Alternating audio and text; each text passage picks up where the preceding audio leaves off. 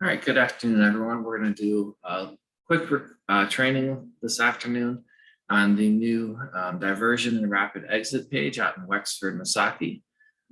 So Hillary's going to be our main employee working out there doing this for now. I've changed my enter data as to that Wexford Misaki rapid exit and diversion page. I do just want to say up front, so this is not a normal page for us. We do have one other similar page in Greater Grand Traverse, but this is not a HUD-funded project, and the information that we put into this page is not going to be pulled into our normal HUD reporting. So because of that, Hillary, we'll talk about this as we go on.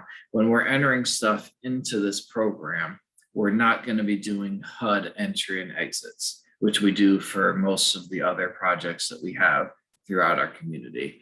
We're going to be doing what are called standard entry exits so that they don't pull into those HUD reports. So here we are at the home page.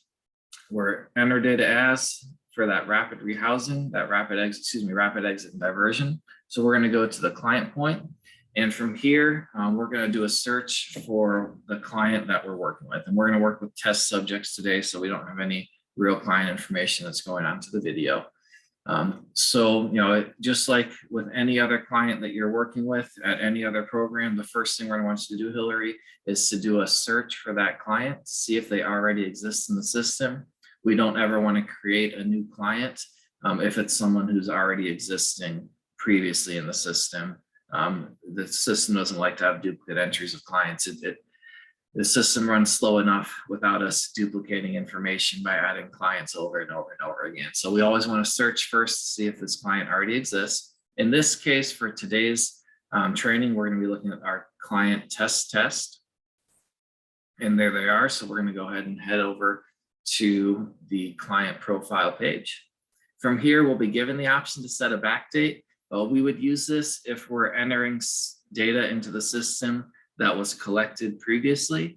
Ideally, we're entering information in the same day that we meet with the client. But if there's something that comes up to where that's not possible for whatever reason, we can use this backdate function to say, hey, I met with this client on August 31st, and I'm only getting around to entering it today. Like I said, we don't like to do that. We try to enter in as much as possible the day that it was collected. But in the event that that's not possible, we can use that backdate mode. But for this one today, we'll go ahead and we'll make the assumption that we're entering in this information on the day it was collected. So we have our client here, test. Anytime that we're working with a client in HMIS, we always want to look to see, do we have full and complete client information? So we're looking at the client record and then the client demographics before we do anything else. In this case, we have a name and a social security number, and we have this veteran question answered, but there's no information here about date of birth or race or ethnicity of the client. So let's go ahead and add that information in before we do an entry or an exit. So we'll click on that pencil to edit the information. Hey, this client test, our koala bear friend, he was born on January 1st, 1999. That's a full date of birth. It is a male. It's kind of hard to tell with koala bears, but we're quite certain that this client has said they're male. For our primary race, we're going to be going with a Pacific Islander, of course, from Australia. And for ethnicity, that would be a non-Hispanic, non-Latino ethnicity. So we'll save all of that. And now we have our complete client demographic information, and we have our client record information that's also complete.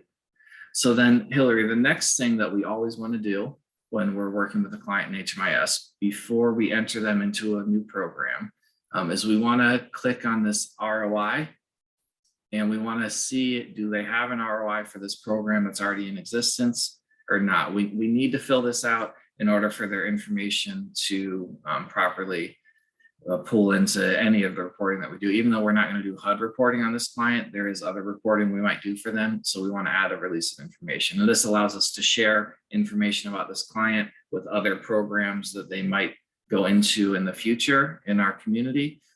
So we always want to make sure we have an active ROI for the clients that we're working with. So you add those here. And you can add them for the entire family at once if it's a client that's in a family, or you can just add it for the individual if it's just an individual client. And what I would recommend for your program is that we do these ROIs to be active for like 3 months. Freddie, is that what we set for the coordinated entry? Was it 3 months? Yes. Yeah, so I'd use the same as what they're using at coordinated entry. The idea is that for your program, they're not going to be involved for very long. For most of our programs, we do a year for our ROIs, but since the idea is that they're going to be in and out, rather quickly, I think that 3 months would be sufficient for an ROI. And we would want to have them have a signed statement whenever possible. If you're only working with them over the phone, that's okay. We can do verbal consent over the phone for an ROI as well. But we do just want to get consent that we're entering information into the HMIS system about this client. And you should have reviewed those trainings at the Learning Center. If you have any questions about those, we can go over that stuff at a different time or later after this training's done. So then we save the release of information. Now we have an active release of information for the program. We have the most important client information in the system. We can navigate to the entry exit. And from here, we can go ahead and add an entry for this client into our program. Again, for now, I'm only going to do it at the individual level. We can talk a little bit later about how to do it at the family level. The type of entry that we're going to do is going to be standard. That's what I was talking about earlier. For most of our trainings, we tell people to do HUD. For your program specifically for the rapid exit diversion, we want to select standard here. And then our start date is today. Always double check just to make sure that the provider is really the provider page that they're entering into. Sometimes if we have multiple provider pages we have access to in HMIS, we might slip up if we're working really quickly and accidentally enter them into the wrong program. Then from here, we'll just click save and continue.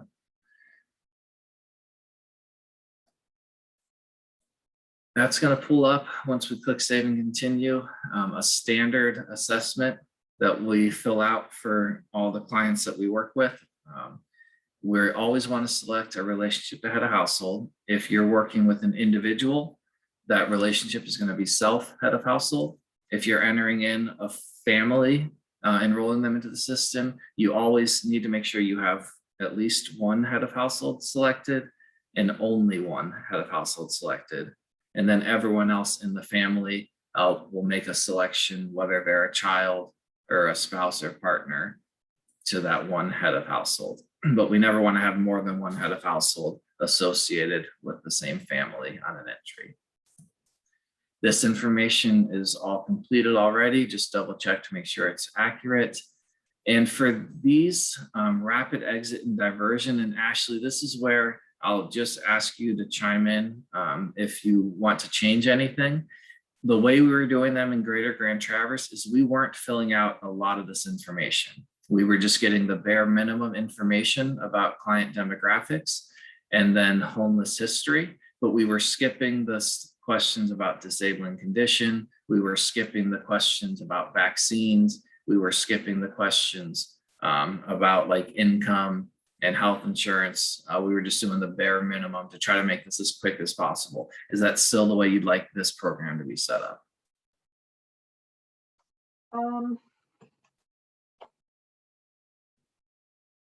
Trying to think. Yeah, that's fine. For rapid exit though, they'll need it anyway. Okay. Because for rapid exit, it might already be in there because they're going to be in a shelter. So yeah, I'm not sure how that will work sharing wise, but we won't need to collect it here if we've already collected it at the shelter, because we're not going to be running reports on the exit from the rapid exit diversion page on demographic information, just on destination. Anything to do with those assessments, we'll have that information in the shelter, and that'll pull into all the reports we needed to pull into for HUD. So I think we're okay not having any of that information in these. Great. Yeah, that's fine. That's fine. So then, Hillary, we do want to answer these questions about the homeless history, though, if it's not already been answered. Questions like the prior living situation, you know, where were they before they became or were in need of your services? You're going to be, in some cases, when you're doing diversion, working with them maybe before they become homeless, or actually is in this case, are we always going to be working with folks after they become homeless? I think in my case, they will have called intake, so they will be homeless when I get to them. Okay, and so if that's the case, It can be either, Jace. it could be either. Okay. Yeah. So yeah, then, just- yeah, perfect. So Hillary, if this, this question may already be populated, if it's someone who's called the call center and they collected that information, it's very likely that this information will already be populated when you do the entry. If it's not, then have you answered these questions yet, or kind of gone through this portion of training with other programs, or is this your first time where you'll actually be doing entries? I think this is the first time that I've seen this portion of this page. Okay, great. So if it's a client who is currently at an emergency shelter when you're working with them, we'll want to be sure that the information we gather here, that you gather, reflects a currently literally homeless situation. So when you're asking this question, if it's someone who's currently at a shelter, we're not asking for this specific question, like where were you consistently housed before? You know, were you in an apartment, or were you staying with family? Or it's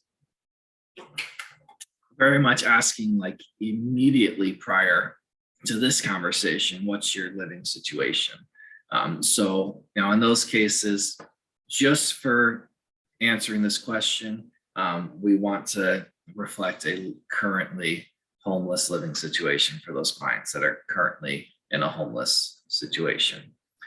Does that make sense? The way this is worded is kind of confusing, and a lot of folks read it and think, oh, like where was I, you know, priorly living before I became homeless? Like what was my situation? And that's not really what this question is asking within HMIS. It's just a poorly worded question. I wish they would change it, but they're never going to. Well, the thing is, with the diversion training that I've already had, that makes perfect sense to me. Perfect. Good. Excellent. Okay. And so then when we answer that question as a literally homeless situation, then it gives us another section of questions to answer. And this is really the important part that we want to be sure we capture, is approximately when did this person become homeless? And what's important to remember when we're answering this question is we're talking about this current episode of homelessness. If this is a client who has previous homeless history, but then they had a break in homelessness, then we're only collecting information about this current episode of homelessness. I've seen answers to this question going back to like 1994. And within the HMIS system, we have clients who are in rapid rehousing for a year and in permanent supportive housing for 2 years, but their approximate date homelessness started was like 1994. That logically, that doesn't make sense when we think about the fact that we're supposed to be answering this current episode of homelessness. So if there was any break of 7 days or more, then we reset that timeline. So like if a person was previously homeless for a year, then they were stably housed for 3 years, and now they're back on the streets again. You know, we want to make sure that we're answering about this current time of being homeless. Even if they say, oh, well, I first became homeless, 3 years ago, and then I've been in and out of homelessness, at different times, it's always this current episode. Okay. And please feel free to interrupt me. I was just telling someone earlier on a training. So I originally went to school to become a math teacher. And sometimes I get into that teacher mode a little bit. And you have to remind myself, I'm not working with middle schoolers, y'all are adults. So sometimes I can over explain things. feel free to just tell me, hey, I got it. You're good. You can move on. So, Right on. Thank you. yeah, no problem. So yeah, but we do want to answer these questions.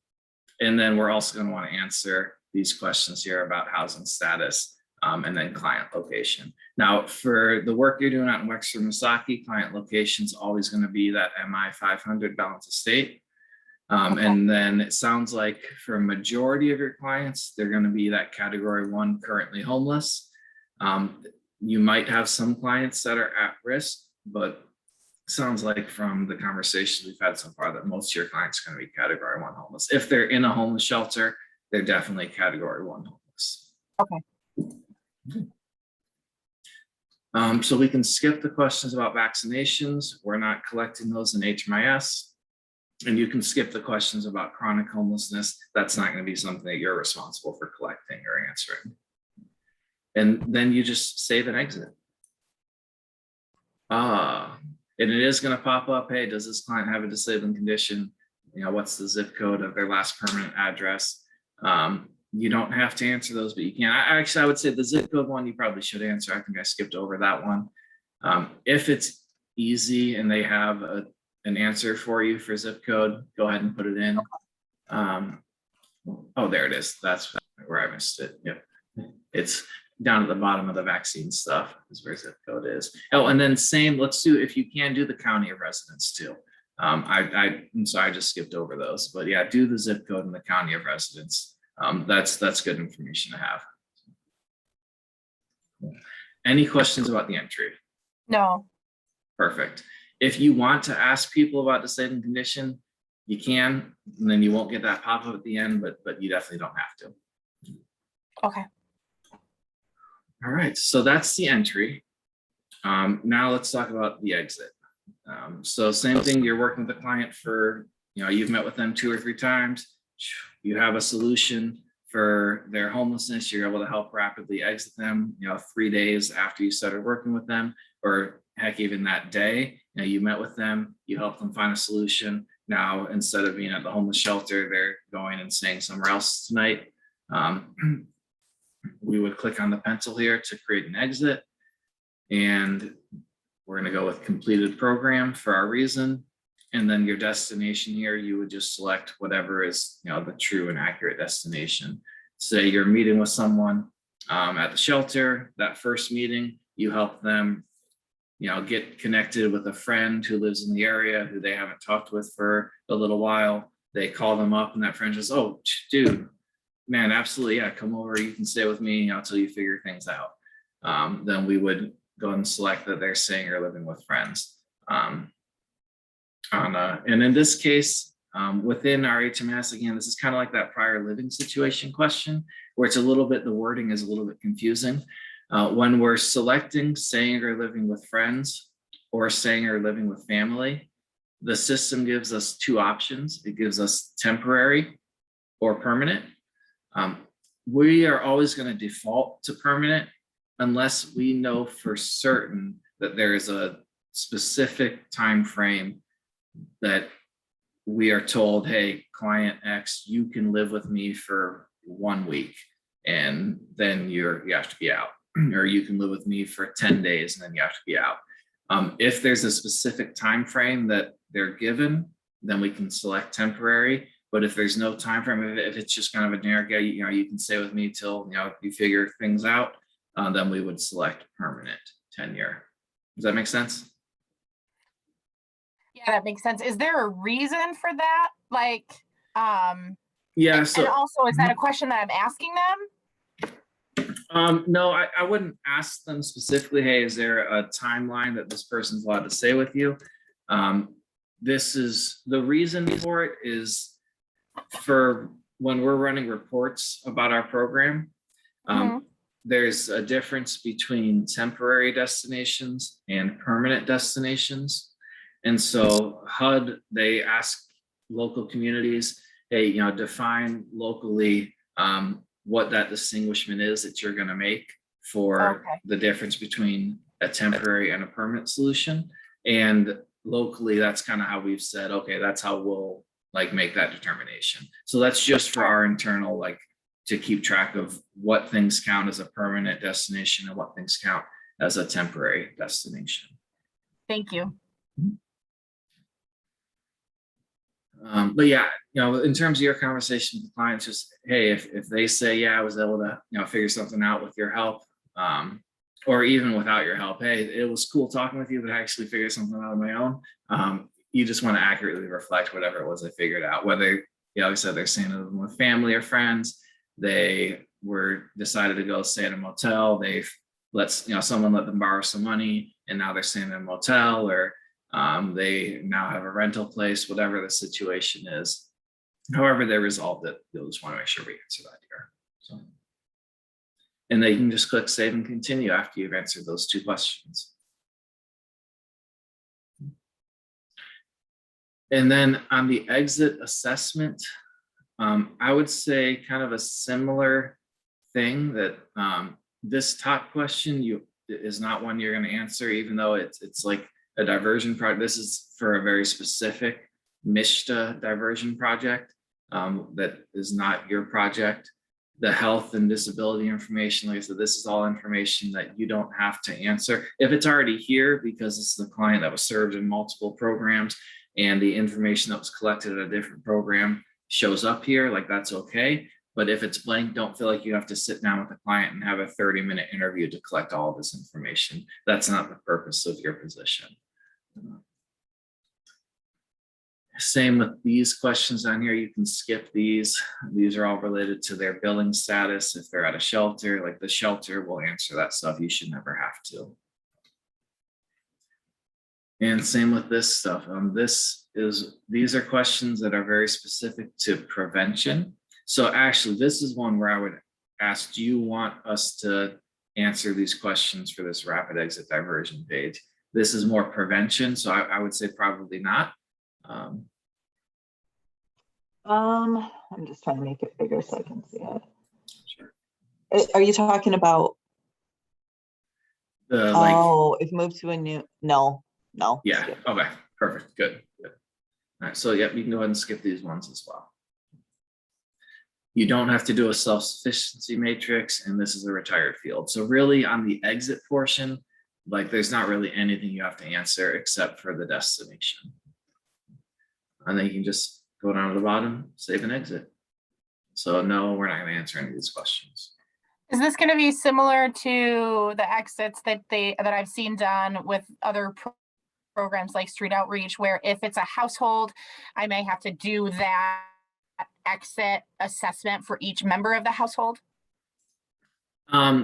Yeah, but let's do a household now. We just did a single. So now let's do the whole household. Thank you. Yep, let's go back to our ROI section. We have an ROI for this individual, but hey, look, this individual also has a baby. This is a single, well, that doesn't really make sense. It's a single male transition. Well, whatever. Anyways, let's just add the release of information. This is the household now. We have no household members associated with the ROI, but now since we're going to add baby boy to the enrollment, we want to add them the ROI to cover both the parent and the child. And then we can save that. So now that same release of information that was just for our test client, now if we scroll over to baby boy and go to their page, we'll see that ROI shows up on the child's page as well. Let's go back to test. Let's go back to our entry exit. And now we're going to do a new entry. We're going to do the child and the parent. We're going to do a standard. And now we're going to do the exact same thing we did before, except this time it's a household of 2 instead of just 1. Let's look at mom's information or the parent's information. All the information is there. That field we said we could skip. The homeless interview information is there. Although let's go ahead and answer it all. Let's say you're meeting with them on their 3rd night being in shelter. You're meeting with them the 3rd day. They've been in shelter since 8/31/2021. This is their first time homeless. This is their first month homeless. This information's all already been answered. You can skip this portion. What's the zip code out in Cadillac? 49601. Perfect. And so then our county is going to be Wexford. And then we'll save. We're not going to answer that question. Now that we've saved all of this for the adult, the only thing we want to take a look at for the child is just this relationship to that house. So let's just make sure that that part's filled out. The rest of this we'll want to fill out as well, but for the purpose of this training, we can skip it for now. I don't want to waste anyone's time. And we already did that for the adult. So we'll save and exit. No, we're not going to answer those questions just now. So now we have an entry for the entire household. You can tell that it's for the whole household because if you come over here and look at client count, you can see that it's a client count of 2, whereas before we only had a client count of 1 on this one for the single. And then we're going to edit our pencil to add our exit. And this kind of gets to your question of, do we have to answer all of those questions for everyone? The answer is no. You actually can just select this checkbox up here. It'll select the whole family. And then you can just fill out one exit. And let's say this time they're leaving to live with family. They've completed the program, going to live with family. As long as they're all selected here, if you click save and continue, that exit information is going to be on both profiles. So you can see that completed program staying living with family with the exit date of 9/2 is true for both profiles, the parent and the child. And then, like I said, the rest of these, you don't have to answer for the exit. So if you just save and exit, now we'll see that both the individual exit and entry have saved and the household entry exit have saved. And if we click over to the baby boy, you can see here that they have that household entry exit that have saved. This is something for a totally different program. You can ignore that. Does all that make sense?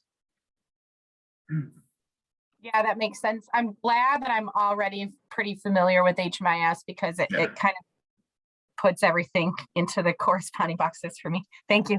Perfect. You're welcome. Great. So then this is something that I encourage everyone to do every time you do an entry or an exit. I try to work with all of our users to get in this habit. That once you've completed that, if you go over to the reports, and I wouldn't say you have to do this every time, but at least once every week or two. If you go to the ESG CAPER report, you've got the provider that you're working with, rapid exit and diversion. Select this provider, select standard. For most of our programs we use HUD, but for your program we're using standard. And then give it a date range. Hey, I want to look at all of the work that I've done for the past month. So let's look at August to today.